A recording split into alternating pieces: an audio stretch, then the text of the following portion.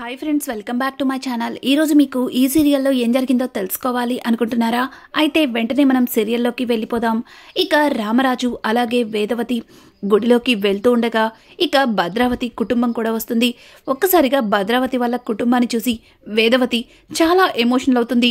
ఇక రామరాజు అయితే పూజారి గారు మొదటిగా పూజ జరిపించండి అని చెప్పడంతో ఇక పక్కన ఉన్న సేనాపతి కూడా పూజారి గారు మొదటి పూజ మేమే జరిపించాలి అని అది మర్చిపోయారా అని అనడంతో ఇక పక్కన ఉన్న భద్రావతి సేన మొదటి పూజని వాళ్ళనే జరిపించనివ్వు అని అంటుంటే, అక్క ఏం మాట్లాడుతున్నావు? మొదటి పూజ వాళ్ళు జరిపించడమేంటి? ఈ గుడి కట్టించింది మనం, అట్లాంటిది ఈ గుడిలో ఏం జరిగినా మొదటిగా మన చేతుల మీద జరగాలి కదా అని అంటుంటే ఇక భద్రావతి అయితే సేన చెప్తున్నాను కదా అని అరవడంతో ఇక సేనాపతి సైలెంట్ అయిపోతాడు. ఇక భద్రావతిలో వచ్చిన మార్పుని చూసి రామరాజు అలాగే వేదవతి ఇద్దరు కూడా షాక్ అయిపోతారు. ఇక పూజారి గారైతే రామరాజు గారికి మొదటి పూజని జరిపించి ఇంకా వాళ్ళకి పూజ పూర్తయిన తర్వాత అన్నీ కూడా వాళ్ళకిస్తారు. ఇక భద్రావతి వాళ్ళని చాలా ఆప్యాయంగా చూస్తున్నట్టుగా మనకి చూపిస్తూ ఉంటారు. ఇక వేదవతి అయితే రామరాజుతో, ఏవండి నిజంగానే గుడిలో జరిగిందంతా కళ నిజమా? ఎప్పుడు కూడా మొదటి పూజని జరిపించుకునే మా అక్క ఈరోజు మనల్ని మొదటి పూజ జరిపించుకోమంది. నిజంగానే మా అక్కలో మార్పు వచ్చిందా అని చెప్పి ఇంకా వేదవతి అయితే రామరాజుతో చెబుతూ ఉంటే రామరాజు మౌనంగా ఉండిపోతాడు. ఇంకా ఇది ఇలా ఉండగా అమూల్య అయితే గుడి దగ్గర కూర్చుని ఇక ఏదో చేస్తూ ఉంటుంది. ఇంకా ఇంతలో వెనుక నుంచి కూడా విశ్వక్ అయితే వస్తాడు. విశ్వక్ అమూల్య అని పిలవడంతో ఇక అమూల్య, ఏయ్ నీకెన్నిసార్లు చెప్పాలి? ఎవడ్రా నువ్వు నన్ను పేరు పెట్టి పిలుస్తున్నావు అని అంటుంటే, అది కాదు అమూల్య, నీతో కొంచెం మాట్లాడాలి అని చెప్పి ఇక విశ్వక్ అంటూ ఉండగా కొంతమంది రౌడీలైతే అమూల్యని అటాక్ చేస్తారు. ఒక్కసారిగా అమూల్య అయితే ఇక వాళ్ళ నుంచి తప్పించుకోవడం కోసం చాలా అంటే చాలా కష్టపడుతూ ఉంటుంది. ఇక విశ్వక్ అయితే, అమూల్య నేను నీకు సహాయం చేస్తాను అని అంటుంటే, రేయ్ నువ్వు నాకేం సహాయం చేయక్కర్లేదు, నేను రామరాజు కూతుర్ని, నన్ను నేను ఎలా కాపాడుకోవాలో నాకు బాగా తెలుసు అని చెప్పి ఇక అమూల్య అయితే వాళ్ళతో ఫైట్ చేస్తూ ఉంటుంది. కానీ అందులో ఒక అతను అమూల్యని కత్తితో పొడవడానికి చూస్తుంటాడు. ఒక్కసారిగా విశ్వక్ వాడు కత్తితో పొడవకుండా ఆ కత్తిని గట్టిగా బలంగా చేత్తో పట్టుకుంటాడు. అలా పట్టుకునేటప్పుడు తన చెయ్యి తెగి బోలెడంతా రక్తం పోతుంటుంది. ఇంకా అమూల్య అయితే ఒక్కసారిగా అది చూసి షాక్ అయిపోతుంది. ఇక అమూల్య పక్కన ఉన్న ఒక కర్ర తీసి అతన్ని నెత్తి మీద బలంగా కొడుతుంది. ఇక అలా కొట్టడంతో అక్కడ ఉన్న రౌడీలందరూ కూడా దూరంగా పారిపోతారు. అలాగే విశ్వక్ చేతికి తగిలిన దెబ్బకి చాలా రక్తం పోతూ ఉంటుంది. అమూల్యకి ఏమీ అర్థం కాదు. ఇక పక్కన ఉన్న ఒక బండి మీద క్లాత్ని తీసుకొచ్చి విశ్వక్ చేతికి కడుతుంది. ఏయ్ నీకేమన్నా పిచ్చా? చూడు ఎంత రక్తం పోయిందో, అసలు ఏమనుకుంటున్నావురా నీ గురించి అని అంటుంటే ఇక అమూల్య అయితే అమూల్యని విశ్వక్ కళ్ళల్లో కళ్ళు పెట్టి చూస్తూ, చూడు అమూల్య, నీకేదన్నా జరిగితే అది చూస్తూ నేను తట్టుకోలేను, అందుకే ఇలా చేశాను, నా ప్రాణం పోయినా పర్వాలేదు, నీకు మాత్రం ఏం కాకూడదు అని చెప్పడంతో అమూల్యకి నోటి నుంచి మాట రాదు. అలాగే విశ్వక్ని రెప్ప వేయకుండా చూస్తుంది. ఇక విశ్వక్ అయితే, ఏంటి అలా చూస్తున్నావు? నేనేంటి నిన్ను కాపాడమేంటి అనే కదా. చూడు అమూల్య, నేను నిన్ను ఎప్పటి నుంచో ప్రేమిస్తున్నాను. పైగా నువ్వు ఎవరో కాదు, స్వయాన నా మేనత్త కూతురువి. నిన్ను పెళ్లి చేసుకుంటే ఎప్పటి నుంచో దూరమైన మన రెండు కుటుంబాలు ఒక్కటవుతాయని ఆశపడ్డాను అని అంటూ ఉంటే ఇక భద్రావతి, అమూల్య నువ్వు బాగానే ఉన్నావా అమ్మా? నీకేం జరుగుతుందా అని చాలా భయం వేసింది. ఒక్క క్షణం ఆ రౌడీలు నిన్ను చుట్టుముట్టేసరికి నువ్వు ఏమైపోతావని చాలా కంగారు పడ్డాను. నా చెల్లెలు కూతురికి ఏమీ కాలేదు అని చెప్పి ఇక భద్రావతి అయితే అమూల్యని దగ్గరికి తీసుకుని ఇక ఒళ్ళంతా తడుముతో చూస్తుంది.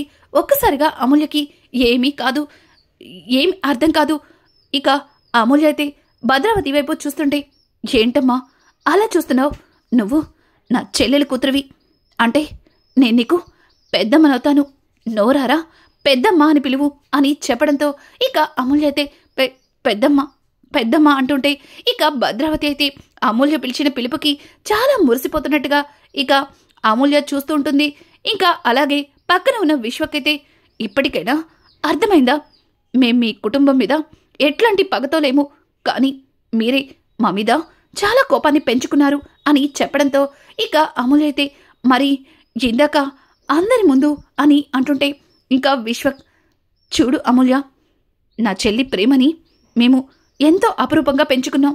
పైగా తనకి పెళ్లి కోసం నాన్న అన్ని ఏర్పాట్లు చేశారు. ఒకవేళ తను మీ అన్నయ్య ధీరజ్ని ప్రేమిస్తుంది అన్న మాట చెబితే నిజంగానే మేమే దగ్గరుండి వాళ్ళిద్దరికీ పెళ్లి జరిపించేవాళ్ళం. కానీ అదేది చెప్పకుండా మీ అన్నయ్య తనని తీసుకెళ్లి మెడలో తాళి కట్టాడు. అందుకే మా నాన్న ఆ విషయంలో కాస్త కోపంగా ఉన్నారు. అంతే, ఇంకా అంతకు మించి ఇంకేం లేదు అని అంటుంటే మరి మీరందరూ కలిసి మా అమ్మ అని అంటుంటే ఇక పక్కన ఉన్న భద్రావతి అమూల్య తల మీద చెయ్యి వేసి నిమురుతూ, చూడమ్మా అమూల్య, మీ అమ్మని దూరం పెట్టి ప్రతిరోజు కూడా మేం ఎంతగా కుమిలిపోతున్నామో నీకేం తెలుసు. మీ అమ్మని తలుచుకొని రోజంటూ లేదు. కానీ జరుగుతున్న పరిణామాల వల్ల కాస్త దూరంగా ఉన్నాం. అంతేగాని వేదవతి మీద నాకు ఎటువంటి కోపం లేదు.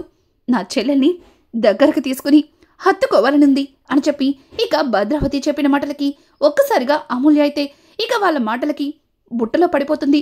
ఇక అమూల్య, సరే, నా కోసం అక్కడ అందరూ ఎదురు చూస్తున్నారు, ఇక వెళ్తాను అని చెప్పి అమూల్య వెళ్ళిపోవడంతో ఇక భద్రావతి అలాగే విశ్వక్ ఇద్దరు కూడా ఒకరినొకరు ఐఫై కొట్టుకుంటారు. ఇక విశ్వక్ అయితే, అత్త, ఈ కోడిపిట్ట మన బుట్టలో పడిపోయింది. ఇక దీన్ని అడ్డం పెట్టుకుని ఆ రామరాజుని ఒక ఆట ఆడతాను అని చెప్పి ఇక విశ్వక్ అయితే భద్రావతితో చెప్తూ అబ్బా అని తన చేతిని చూసుకుంటాడు. ఇంకా భద్రావతి, రేయ్, నువ్వు ఏదో అనుకున్నాను, కానీ చాలా వరకు తెగించావు. చేతికి గాయం తగిలితే గాని పిల్ల బుట్టలో పడదని నీకు బాగానే అర్థమైందే అని చెప్పి భద్రావతి అయితే ఇక విశ్వక్ని భుజం మీద తడుతుంది. ఇక చుట్టుముట్టిన ఆ రౌడీలు విశ్వక్ దగ్గరకు వచ్చి డబ్బులు అడుగుతారు. అలాగే వాళ్ళకి ఇవ్వవలసిన దానికంటే ఎక్కువ ఇచ్చి, రేయ్, ఈరోజు నాకు చాలా సంతోషంగా ఉంది, ఎంజాయ్ చేయండి అని చెప్పి ఇక విశ్వక్ అయితే వాళ్ళకి డబ్బిచ్చి అక్కడి నుంచి పంపించేస్తాడు. ఇది ఇలా ఉండగా ఇక రామరాజు అలాగే వేదవతి ఇద్దరు కూడా ఇంట్లో అందరినీ కూడా పిలుస్తారు. ఇక వాళ్ళ కుటుంబ సభ్యులందరూ కూడా అక్కడికి రావడంతో రామరాజు, రేయ్, ఇప్పుడే చెప్తున్నాను, జాగ్రత్తగా వినండి. ఈరోజు ఇక్కడ కుస్తీ పోటీ జరుగుతుంది. అది మన పరువుకు సంబంధించింది. ఎట్టి పరిస్థితుల్లో ఆ పోటీలో ఓడిపోకూడదు. గత 20 ఏళ్లుగా ఆ కుస్తీ పోటీలో మీ నాన్నగారే గెలుస్తూ వచ్చారు. ఈ సంవత్సరం మీరే మీ నాన్నగారిని గెలిపించాలి అని చెప్పి వేదవతి చెబుతుంటే ఇక చందు అలాగే సాగర్, ధీరజ్ ముగ్గురు కూడా ఖచ్చితంగా ఈ కుస్తీ పోటీలో ఈ పరువుని నిలబెడతాం, ఈ పోటీలో గెలిచి తీరుతాం అని చెప్పి ఇక ముగ్గురు కూడా రామరాజుకి మాట ఇస్తారు. ఇక ఇది ఇలా ఉండగా ఇక్కడ చూస్తే సేనాపతి, రేయ్ విశ్వక్, ఎన్ని రోజులు ఆ రామరాజు గారిని ఢీ కొట్టేవాడే లేడని వాడు విర్రవెగుతున్నాడు. కానీ ఈ కుస్తీ పోటీలో ఆ ముగ్గురు కొడుకుల మెడ వంచి ఎలా అయినా సరే నువ్వే గెలిచి ఈ సేనాపతి పరువుని నిలబెట్టాలి అని చెప్పి ఇక విశ్వక్కి చెబుతూ ఉంటే విశ్వక్, అది నానా అని ఏదో చెప్పబోతుంటే, ఏంట్రా, ఏంటి నీళ్ళు నూరుతున్నావు, నేను చెప్పేది నీకు అర్థం కాలేదా అని చెప్పి విశ్వక్కి గట్టిగా చెప్పడంతో విశ్వక్, సరే నాన్న, ఖచ్చితంగా ఈ కుస్తీ పోటీలో గెలిచి మీ పరువు నిలబెడతాను అని చెప్పి ఇక విశ్వక్ అయితే మాట్లాడతాడు. ఇంకా ఇది ఉండగా మైక్లో ఇంకొద్దిసేపట్లో రామరాజు కుటుంబానికి అలాగే సేనాపతి కుటుంబానికి ప్రెస్టేజీకి సంబంధించిన ఈ కుస్తీ పోటీలో ఈ సంవత్సరం ఎవరు గెలుస్తారో చూద్దాం. అలాగే ప్రతి సంవత్సరం కూడా మన ఊరే ఆ కుస్తీ పోటీల్లో మొదటి స్థానంలో ఉంది అని చెప్పి ఇక మైక్లో చెప్తున్న మాటలకి ఇక సేనాపతి అలాగే రామరాజు ఒకరినొకరు చూసుకుంటూ సేనాపతి అయితే మీసాన్ని మెలేస్తుంటాడు. ఇంకా ఇంతలో కుస్తీ పోటీకి అన్నీ సిద్ధమవుతాయి. ఇక కుస్తీ పోటీలో పక్కూరు నుంచి ఒక్కొక్కరుగా వచ్చి ఇక పోటీ పడుతూ ఉంటారు. అలాగే సేనాపతి కొడుకైన విశ్వక్ అయితే పోటీలోకి దిగుతాడు. ఇక విశ్వక్ అయితే ఒక్కొక్కరిని ఎత్తిపడేసి ఒక్కొక్క ఊరిని ఓడించి గెలుస్తూ ఇక ముందుకు వెళ్తూ ఉంటాడు. ఇక ఇంతలో ఒక బలమైన పక్కూరతనైతే వస్తాడు. అతనితో విశ్వక్ పోటీ పడుతుండగా విశ్వక్ చేతికి గాయం తగలడం వల్ల అతనితో గట్టిగా ఫైట్ చేయలేక ఇంకా ఓడిపోయే పరిస్థితికి వస్తాడు. ఇంతలో బరిలోకి దిగిన చందు ఇక విశ్వక్తో చేతులు కలిపి అతన్ని ఓడిస్తాడు. అలా ఇద్దరు కూడా ఆ పక్కూరతన్ని ఓడించి ఇంకా వాళ్ళ ఊరు పరువుని నిలబెడతారు. ఇక మైక్లో అయితే ఇంతవరకు అగ్గి పచ్చగడ్డి వేస్తే బగ్గుమనే రామరాజు సేనాపతిలా కుటుంబం ఇప్పుడు 2 కుటుంబాలు కలిసి మన ఊరు పరువుని నిలబెట్టాయి అని చెప్పి మైక్లో ప్రచారం చేస్తారు. అలాగే ఇద్దరికి సంబంధించిన ఒక ప్రైజ్నైతే ఇద్దరికి కలిపి ఇస్తారు.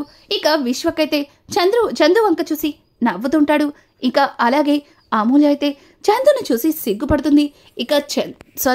అమూల్య అయితే ఇక విశ్వక్ని చూసి సిగ్గుపడుతుంది. విశ్వక్ అయితే మీసాన్ని మెలివేసి ఇక అమూల్య వైపు కొంటెగా చూస్తాడు.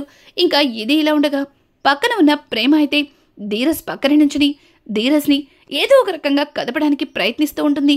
ఇంకా రామరాజ్ అయితే చందు దగ్గరకు వచ్చి, రే పెద్దోడా, మన పరువు నిలబెట్టావు, మన ఊరు పరువుని నిలబెట్టావు అని చెప్పి ఇక చందుని పొగుడుతూ ఉంటాడు. అలాగే సేనాపతి విశ్వక్ దగ్గరకు వచ్చి, రే విశ్వక్, నీ వల్లేరా మన ఊరు పరువు నిలబడింది అని అంటుంటే ఇక ఊర్లో వాళ్ళొచ్చి, చూడండి సేనాపతి గారు, చూడండి రామరాజు గారు, ఈరోజు మీ ఇద్దరి కొడుకుల వల్లే మన ఊరి పరువు నిలబడింది. మీరే కనుక లేకపోతే మన ఊరి పరువు పోయుండేది అని చెప్పి ఇక అందరూ కూడా వాళ్ళ 2 కుటుంబాల్ని పొగిడేస్తారు. భద్రావతి అయితే చాలా సంతోషంగా రామరాజు వైపు చూస్తుంది. రామరాజు ఇంకా ఏం మాట్లాడకుండా మౌనంగా ఉండిపోతాడు. ఇంకా ఉదయాన్నే ఇక అమూల్య అయితే కాలేజ్కి వెళ్తానికి రెడీ అవుతుంటే ఇక ఇంతలో ధీరజ్ అయితే, అమూల్య, ఈరోజు కాలేజ్కి నేనే డ్రాప్ చేస్తాను అని చెప్పడంతో ఒక్కసారిగా అమూల్య ఉలిక్కి పడుతుంది. ఇక ప్రేమ అయితే, ఏంటి, అమూల్యని డ్రాప్ చేస్తాడా, మరి నేనెలా వెళ్ళాలి అని అనుకుంటూ ఇక ప్రేమ అక్కడికి వచ్చి నుంచుంటుంది.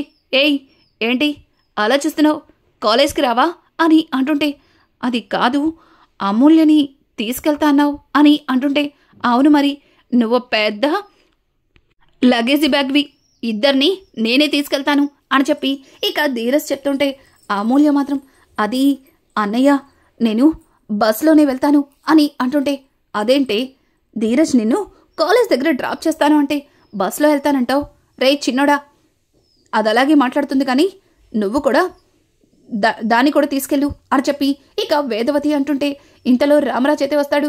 నానా చూడు, నేను ఫ్రెండ్స్తో కలిసి బస్లో వెళ్తాను అంటే ముగ్గురిని కలిసి ఒకే బైక్ మీద వెళ్ళమని అమ్మ చెప్తుంది అని చెప్పడంతో ఇక రామరాజు ఆ మాట విని, బుజ్జమ్మా, ముగ్గురు బైక్ మీద వెళ్ళకూడదని నీకా మాత్రం తెలీదా, అమూల్య వాళ్ళ ఫ్రెండ్స్తో కలిసి బస్లో వెళ్తానని చెప్తుంది కదా, రే చిన్నోడా, ప్రేమను తీసుకుని నువ్వు కాలేజ్కి వెళ్ళు అని చెప్పడంతో ఇక ధీరజ్ అయితే సరే నాన్న అని చెప్పి తల ఊపి ఇక ప్రేమను తీసుకుని కాలేజ్కి అయితే వెళ్తాడు.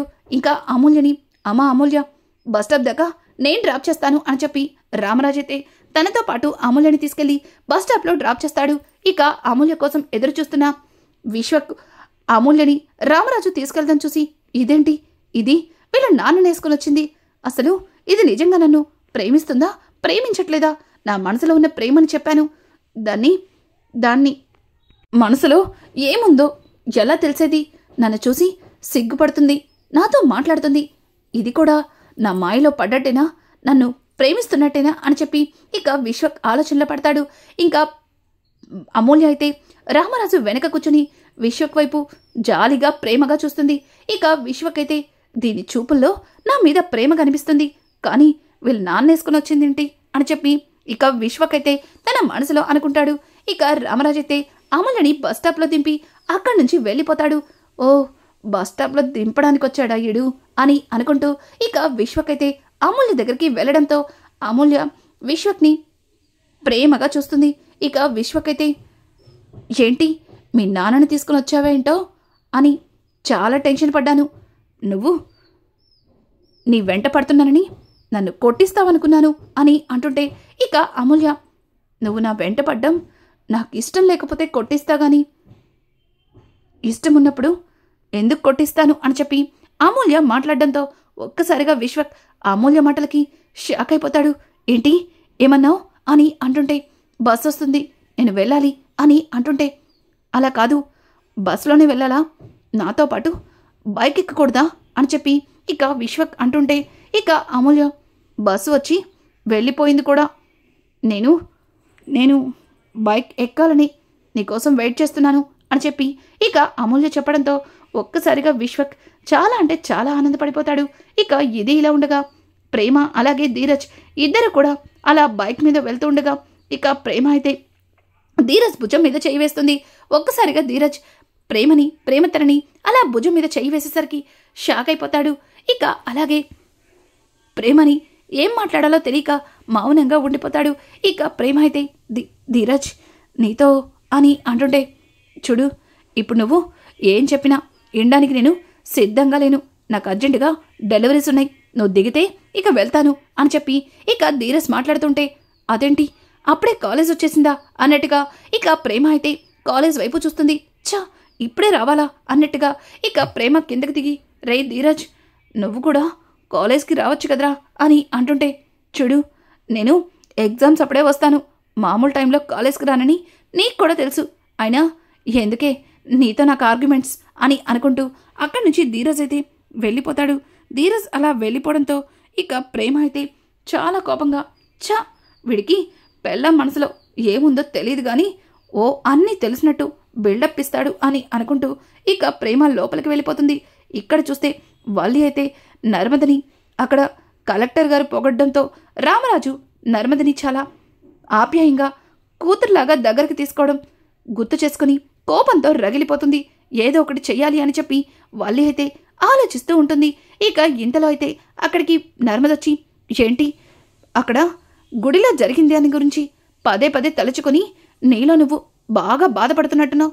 చూడు మరి ఎక్కువగా ఆలోచించకు, నువ్వు ఏమీ చెయ్యలేవు. ముందు అందరితో ప్రేమగా ఉండడం నేర్చుకో, అర్థమవుతుందా అని చెప్పి ఇక నర్మద అయితే వల్లితో చెప్పి అక్కడి నుంచి వెళ్ళిపోతుంది.